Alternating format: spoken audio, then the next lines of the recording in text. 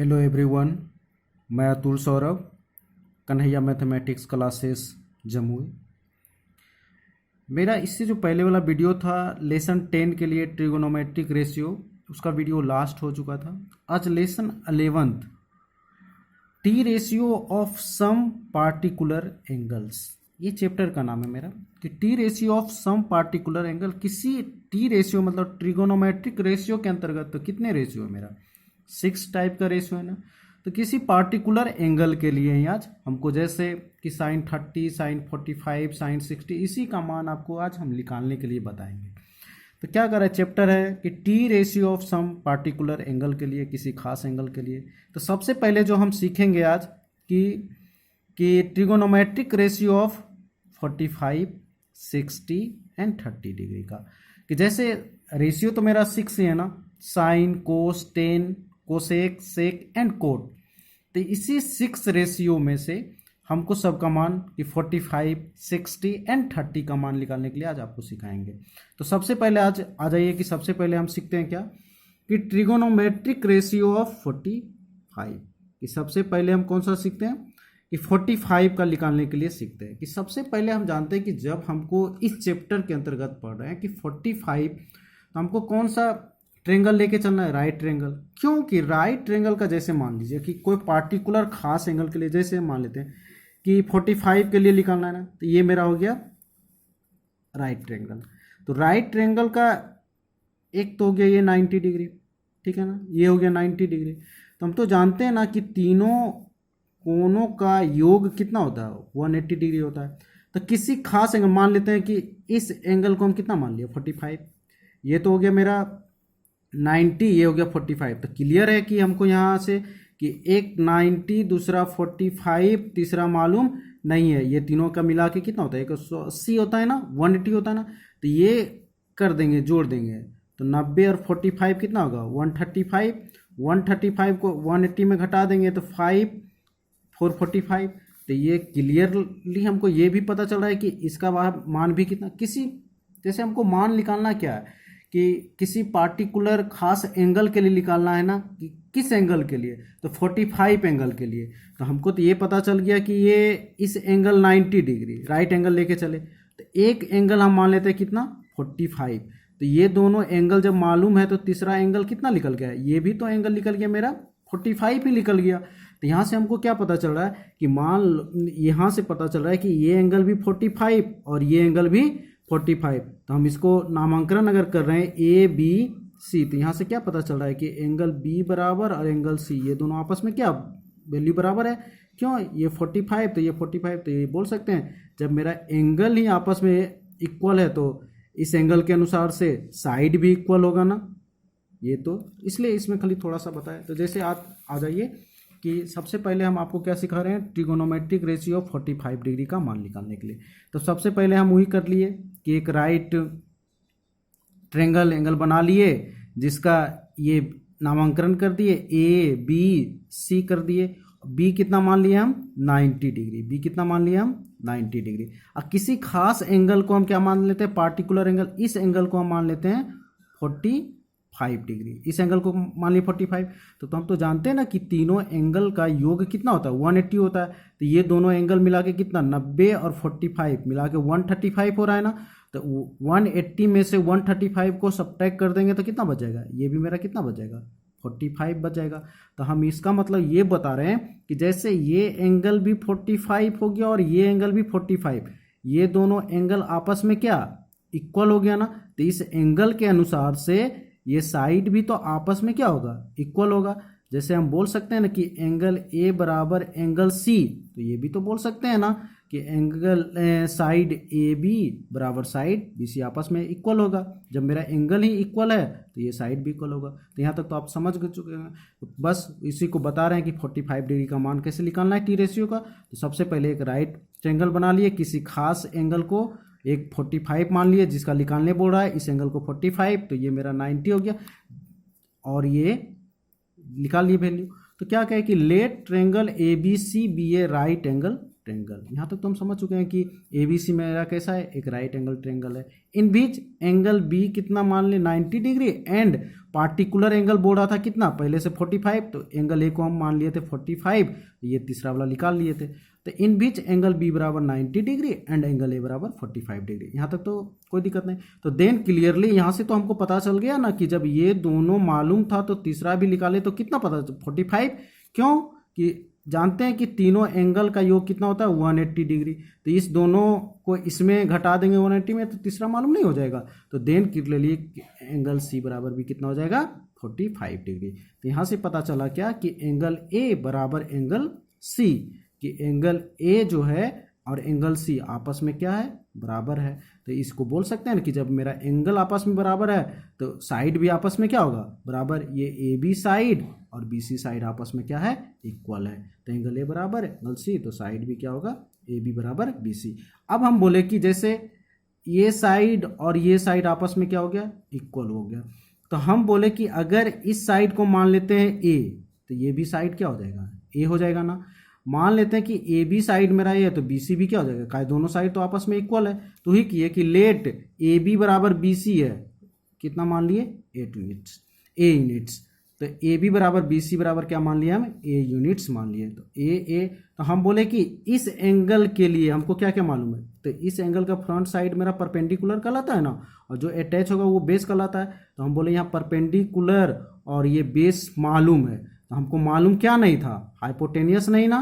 तो हाइपोटेनियस निकालने के लिए हम क्या बोले थे कि अगर दो साइड आपस में मालूम हो तीसरा साइड नहीं मालूम हो तो कौन सा थ्योरम यूज यहाँ करते हैं पाइथागोरस थ्योरम। तो देन बाय पाइथागोरस थ्योरम, तो पाइथागोरस थ्योरम मेरा क्या होता है हाइपोटेनियस का स्क्वायर बराबर परपेंडिकुलर का स्क्वायर प्लस बेस का स्क्वायर, ये मेरा थ्योरम होता है ना पाइथागोरस थ्योरम। कब यूज करते हैं जब मेरा दो साइड आपस में, जब दो साइड हमको मालूम तीसरा साइड मालूम नहीं हो तो तीसरा साइड को निकालने के लिए हमको यहाँ कौन सा थ्योरम यूज करना होगा पाइथागोरस थ्योरम।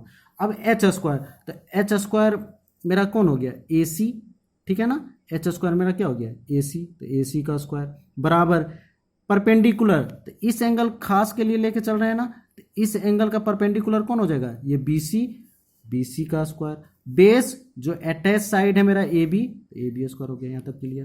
तो AC स्क्वायर बराबर BC का मान पुट कर दिए, AB बराबर BC का मान तो A यूनिट्स है, BC तो A का स्क्वायर, AB का भी मान है तो A स्क्वायर, कितना हो जाएगा A square plus A square 2A square.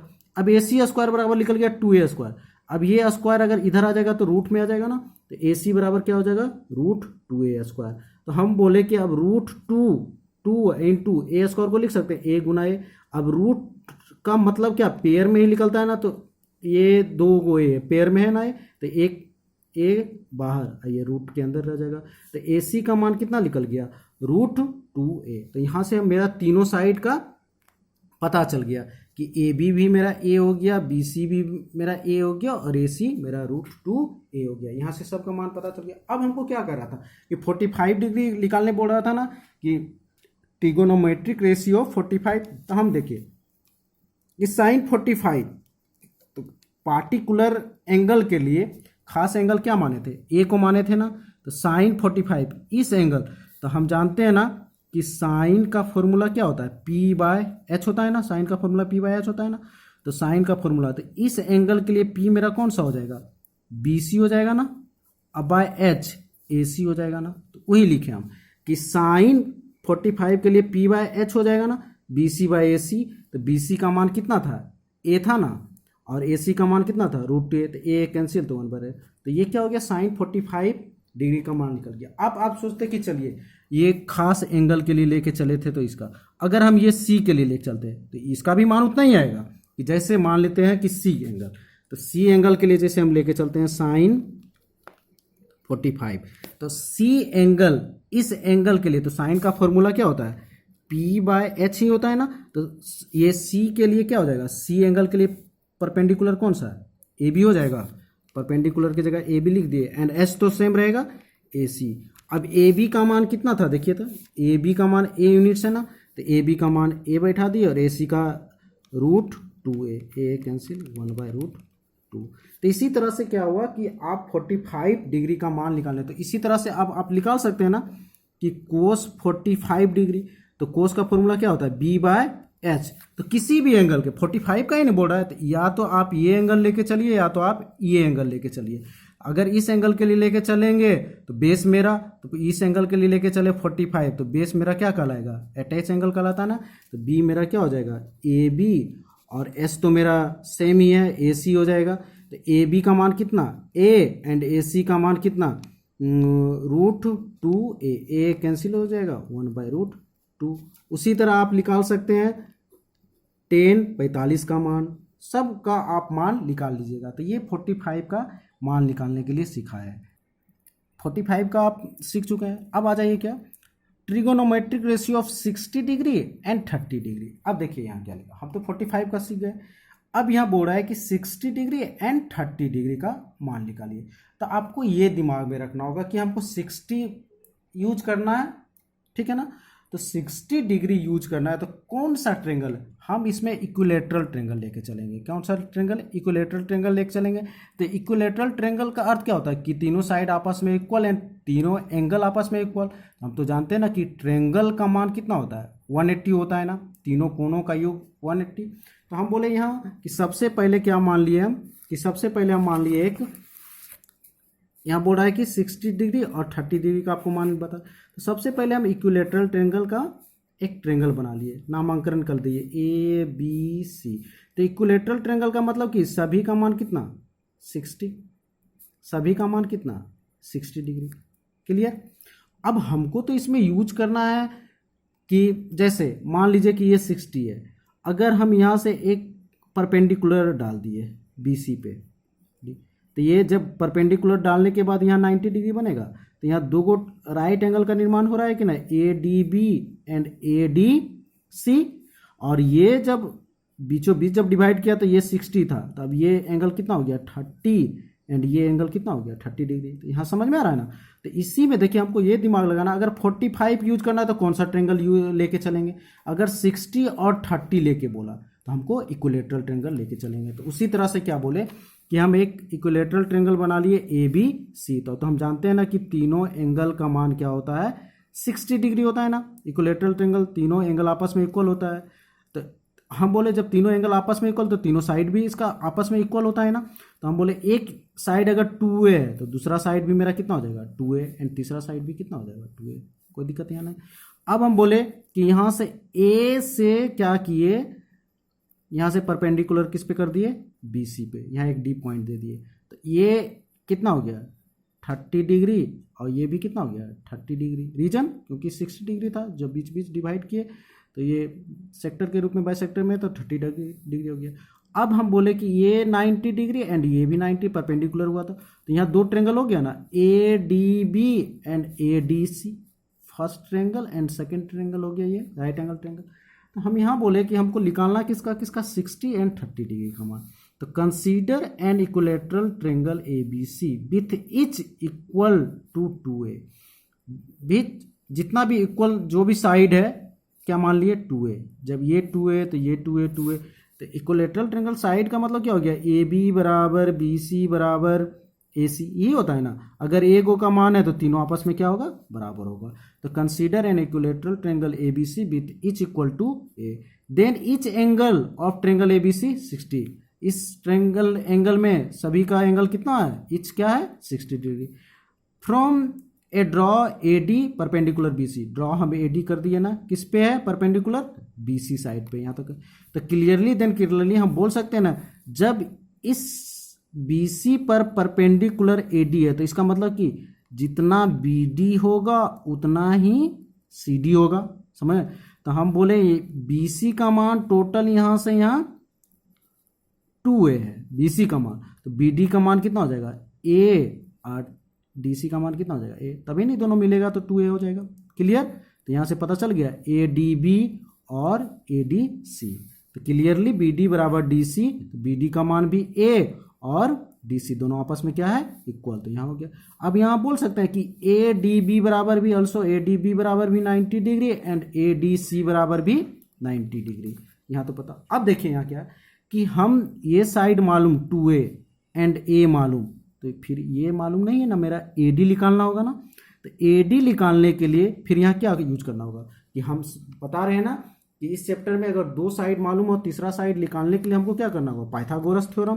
तो then by Pythagoras theorem hypotenuse का स्क्वायर, परपेंडिकुलर का स्क्वायर प्लस बेस का स्क्वायर, ये जान रहे हैं। अब हमको देखना है हाइपोटेनियस, तो ये 90 डिग्री लेके चल रहे हैं ना। मान लीजिए कि कौन सा ट्रेंगल यूज कर रहे हैं, ADB लेके चल रहे हैं ना, इन ट्रेंगल ADB। तो ADB ट्रेंगल, तो इस हाइपोटेनियस तो मेरा ये कहलाएगा AB का स्क्वायर बराबर, मान लीजिए कि ये 60 डिग्री, ऐसे तो ये परपेंडिकुलर हो गया, तो ये तो फिक्स हो गया कि परपेंडिकुलर ही है। तो क्या हो जाएगा, इसके लिए